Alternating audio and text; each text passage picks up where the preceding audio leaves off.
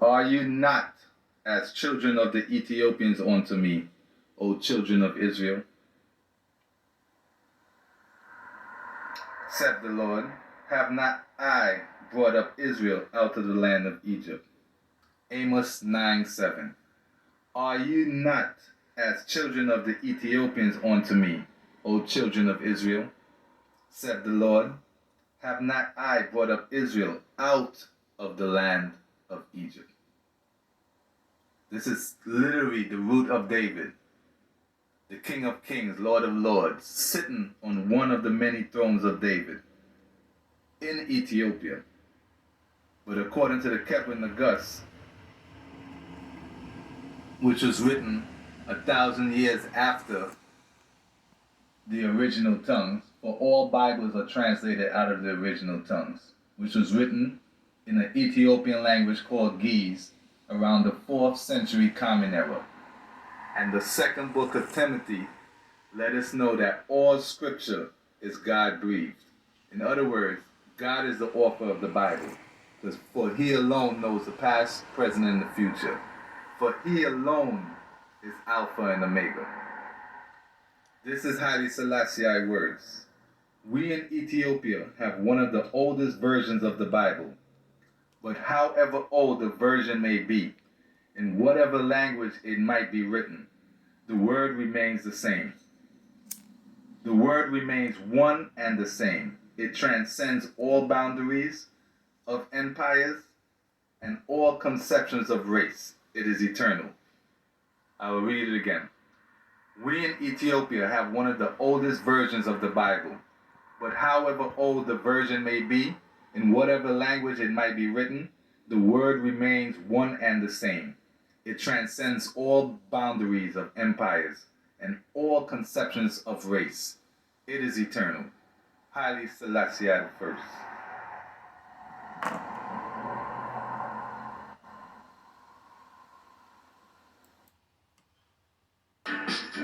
Let Jah arise and let his enemies be scattered away. So if you are wicked man of God, enter the kingdom of Zion. Oh no.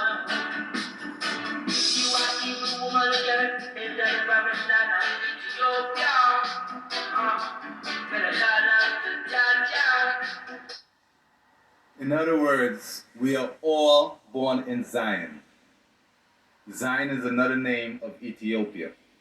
For if you had 3 Bibles, Psalm 87 would say, of Ethiopia it shall be said that this one and that man was born in her. Another Bible would say, of Cush it shall be said that this one and that man was born in her. And another Bible would say, of Zion it shall be said that this one and that man was born in her. In other words, Ethiopia has at least 4 names: Abyssinia, Ethiopia, Cush, and Zion. And Haile Selassie was literally crowned the King of Zion. With that in mind, Christianity and the Bible originated in Ethiopia around the 4th century. That's why Ethiopia has the oldest churches in the world. But if you check history now, all of a sudden, pagan empires claim to be the originators of churches. And that is insane. That's like saying Egypt was a Christian kingdom. When in life was Egypt ever a Christian kingdom? Even Rome follows Judaism, which they get from the Jewish. And the Europeans didn't start calling themselves Jewish until the 7th century. So the original tongues was written in the 4th century in an Ethiopian language called Ge'ez. Then almost 350 years later was the first time that Europeans started calling themselves Jewish.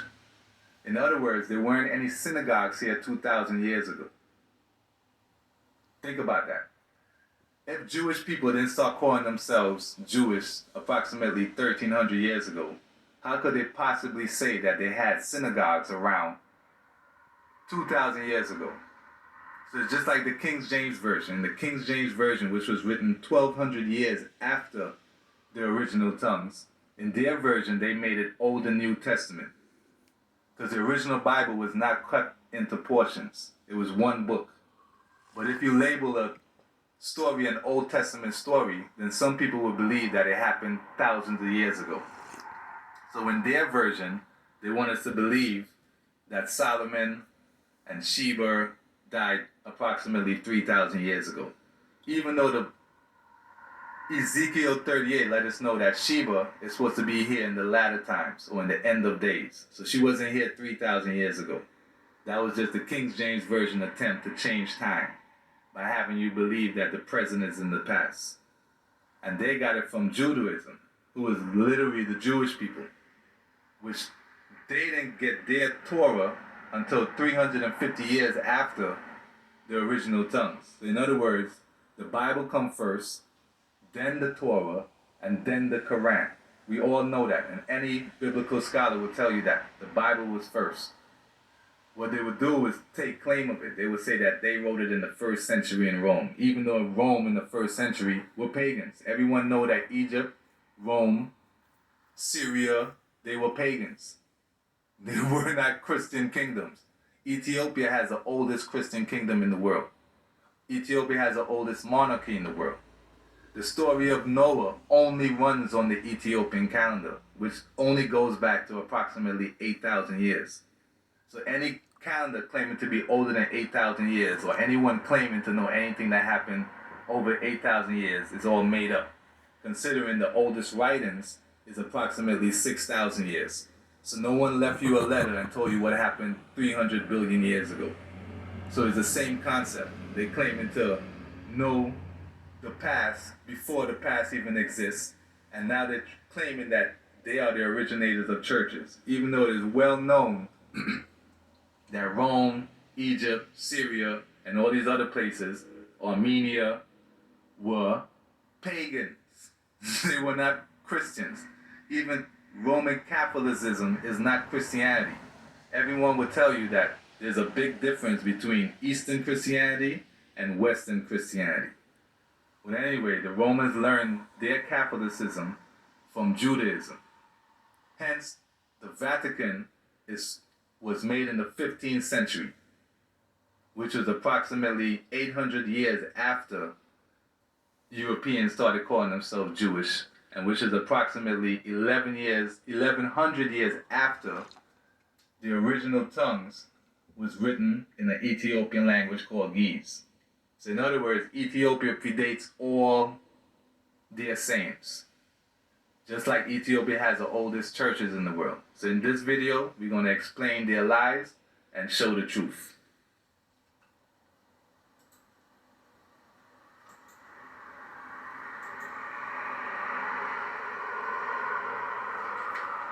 So this was the first time that the Europeans started calling themselves Jewish. I am King Bulan, the king of Khazaria, a land locked between the Black Sea and the Caspian Sea, today occupied by Georgia, but also reaches into Russia, Poland, Lithuania, Hungary, and Romania. In 740 AD, my Khazarian people felt vulnerable as we had Muslims on one side and Christians on the other side, and thus constantly feared attack from either side. My people were pagan, which made us ripe for invasion by those who wished to convert us. If we convert to Islam, we would be risked attacked by the Christians, and if we convert to Christianity, we would risk attack by the Muslims. So I came up with a genius idea. We all converted to Judaism. So as you could clearly see, it was in the 740 AD was the first time that they started calling themselves Jewish, which was 340 years after, at least 340 years after the original tongues was written in an Ethiopian language called Ge'ez.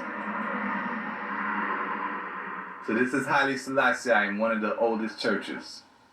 And these are the words of him.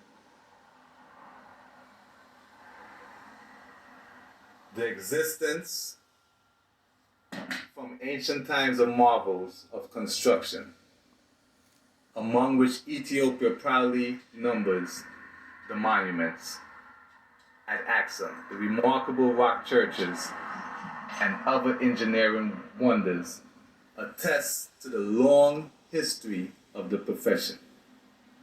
In other words, the churches in Ethiopia outdates every other churches. Regardless of what they say, whatever they write, whatever they make up, it doesn't matter. The churches itself are older than anything they have.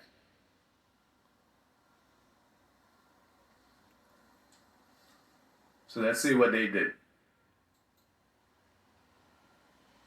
And ask yourself this. If the Romans killed Christ, how can they teach you about him? Think about that logically. That's why it is written, or that's why it is said that people go to their assassins to confess their sins.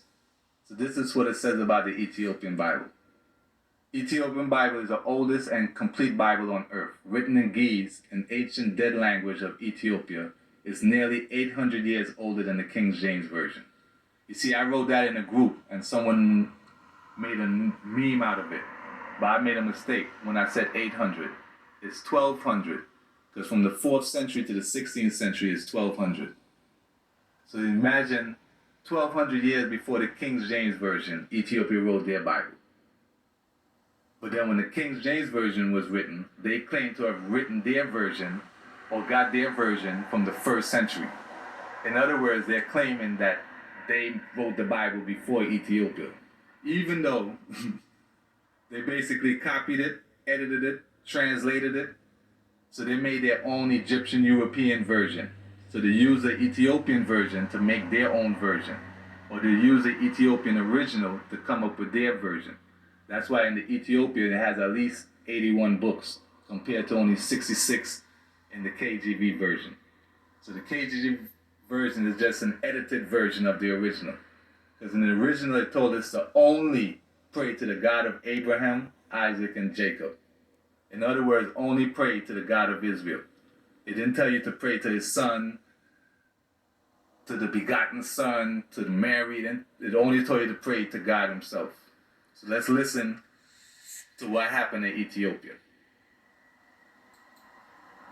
But in the 11th century, a new dynasty would revive the fortunes of Ethiopia's once great Christian kingdom and create one of the most spectacular of all religious sites in Africa and in the world. Lalibela, 12 extraordinary churches carved out of the living rock in the Ethiopian highlands. One of the most extraordinary architectural achievements that the world has ever seen.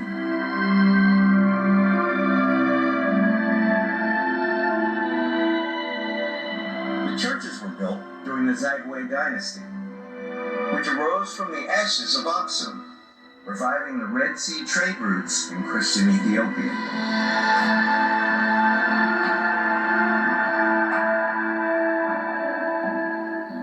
Built before many of the great cathedrals of Europe, they are an astonishing feat of construction, design, and imagination. Being able to see this church Built before any of the cathedrals in Europe. Any. So let's listen to what happened in the 1520. In 1520, the Portuguese priest Francisco Alvarez discovered the rock churches of Lalibela during his travels in Ethiopia, which for the first time had been brought to the attention of the Western world, describing them as the like of which and so many cannot be found in the world. Let's listen to what Alvarez wrote. It wearied me to write more than these works, because it seems to me that they will not believe me if I write more, and because as to what I have already written, they may accuse me of untruth. Therefore I swear by God, in whose power I am, that all that is written is the truth, and there is much more than what I have written, and I have left it that they may not tax me of it being falsehood. Anyway, he's letting you know that Ethiopia churches predates anything that happened in Europe. But in Europe, they would have to lie, because imagine they lied and said that they wrote the Bible before Ethiopia. So when they talk about the Bible, they make no mention of Ethiopia, even though Ethiopia is the first country mentioned in the Bible, even though the story of Noah only runs on the Ethiopian calendar. So let's see what they say. There isn't a great deal of concrete evidence. Yes, there's a great deal of concrete evidence, but they're saying there isn't a great deal of concrete evidence to support any of the theories. But one thing is very clear. The claim of Ethiopia with this Christian church that is the oldest official Christian country in the world could possibly hold some weight.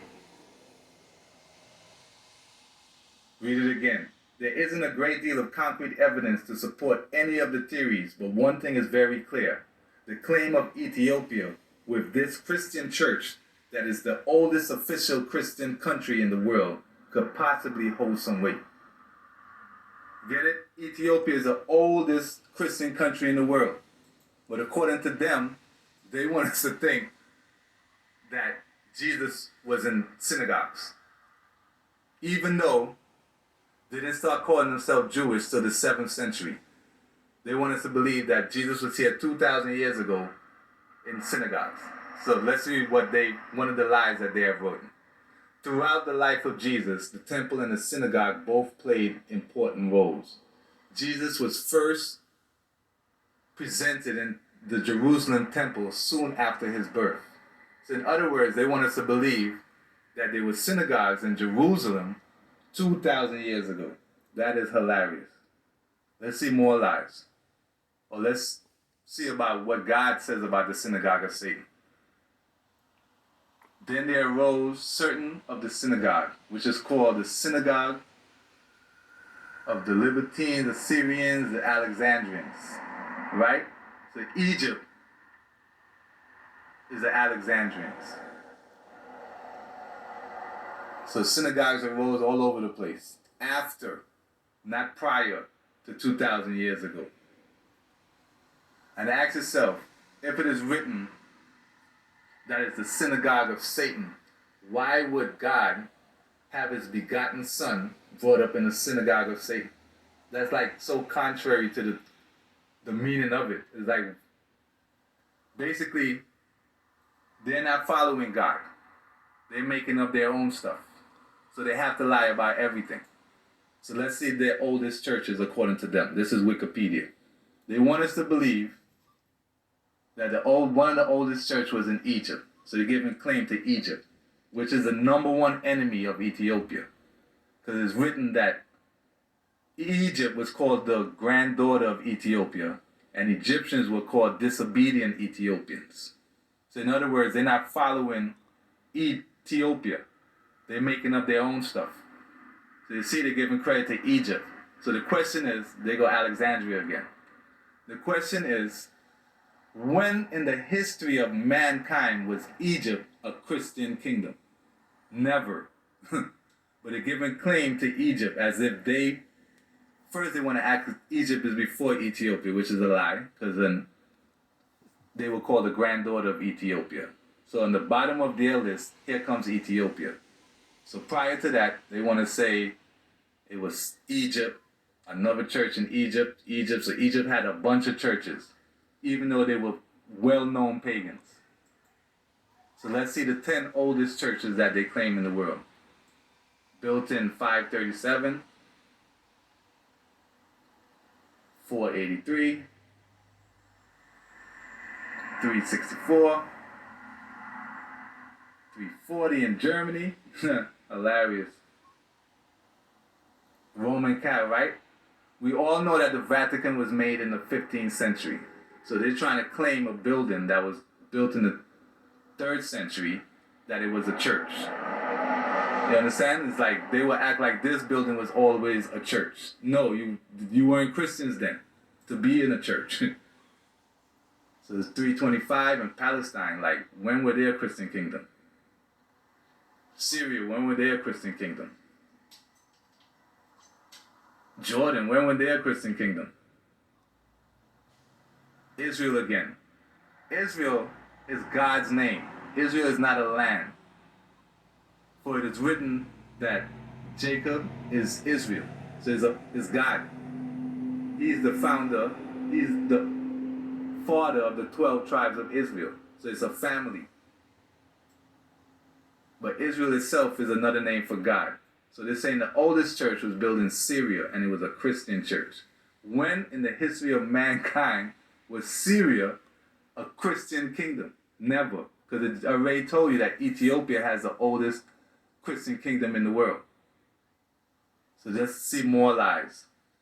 They're trying to claim that was a temple and that was a church. So they're just showing you rocks. Hey, by the way, this was a church. No, that's just another attempt of them trying to lie. So let's go back to the 8 oldest synagogues in the world. And you will notice none of them were here 2,000 years ago. So as I said, in the King James Version, they made Old and New Testament. And they lied about era and time. Because in the King James Version, they try to change time. So in the King James Version, which is following the Jewish and the synagogue and the Judaism, they want us to believe that present-day characters died thousands of years ago. So let's say this.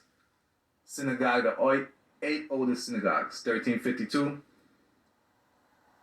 1315, 13th century, 1270,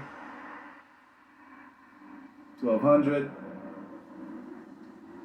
1180, 1094, 882. In other words, Jesus was not here 2,000 years ago, according to the King James Version. It's all lied. So they lied about the timing, and they also lied about the churches. We all know that Ethiopia has the oldest churches in the world. So according to them, the oldest synagogue was made in Egypt. Remember, the first 3 plagues that hit Egypt came from the highlands of Ethiopia. In other words, Egypt and Ethiopia are not the same. You cannot mix Egypt with Ethiopia. That's like mixing oil with water. And at the end of the day, all pagan religions stem from Egypt. Because if you go back, they all learned paganism from Egypt / Kemet. So in other words, stay blessed and stay more blessed.